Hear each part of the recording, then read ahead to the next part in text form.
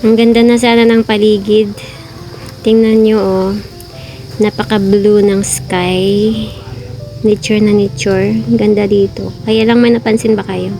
Yan sa puno ng palkata. Alam mo yung ano yan guys? Yan yung putsukan. Diyan sila nakatira guys. Lumipat sila dyan. Dito malapit lang sa bahay namin. Yan, nadaanan namin yan kanina ni ate. Katakot to guys. Pag nakagat ka nito, sakit.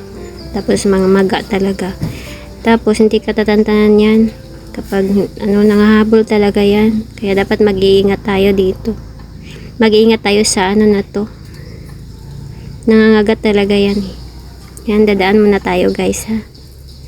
Hindi masyadong makita ang view eh. Kaya doon tayo sa kabila. Baka mas clear ang mas clear ang kuha.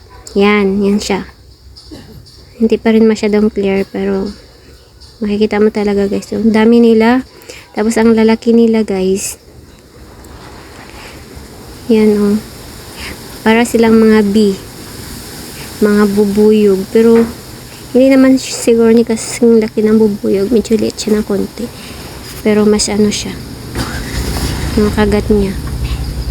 Mas, yung tawag sa amin sa Bisaya? Laha. Napakadelikado nito guys. Kaya dapat mag-ingat. Sino sa inyo nakakilala nito? Diyan.